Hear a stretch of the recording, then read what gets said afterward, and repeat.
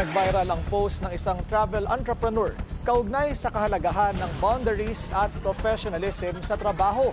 Tinawagan kasi siya ng supervisor mismo ng isang Ford dealership para sa isang personal question. Ano kaya ito? Alamin sa agenda report ng ating mobility correspondent G. Baroga. Trending online ang threats post ng negosyanteng si Angeli Dub ng travel company na Access Travel. Ibinahagi niya ang screenshot ng isang text message, kalakip ang mensahe sa pagkakaroon ng boundaries at professionalism at work. Kwento niya, pinaayos niya ang sasakyan nila sa isang Ford dealership at nauwi na rin nila ito. Tapos na ang transaction pero nakatanggap siya ng mga tawag mula sa supervisor ng Ford dealership on a Sunday morning to ask about her ethnicity. Sa panayam ng BNC Mobility, sinabi ni Angeli na hindi niya intensyon na kumuha ng atensyon sa nasabing post, pero para magbigay ng mensahe sa kakulangan ng professional training para sa mga empleyado.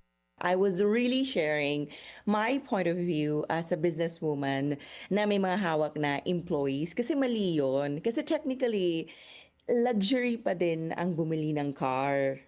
Right? So the amount of money that we pay when we buy a car. So parang medyo na-resonate siya sa akin. Sabi ko, shucks, baka ganito din yung mga employees ko.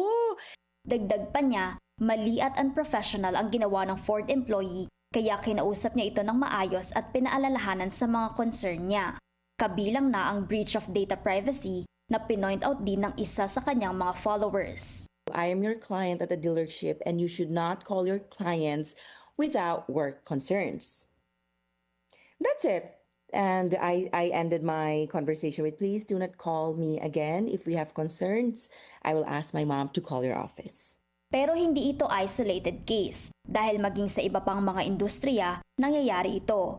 Kaya naman ang mensahe ni Angeli sa mga kapwa niya business owner, we should train our people continuously because it's very important. Sometimes kasi pag matagal na tayo, wala tayong continuous na trainings or reminders. It's a very delicate balance lang eh. Converse but still be strict, put boundaries. Sa isang pahayag, sinabi ng Ford Philippines na nakikipag-ugnayan na sila kay Angeli at committed daw sila sa pagpapanatili ng highest standards of professionalism and respect sa personal data ng kanilang mga customer.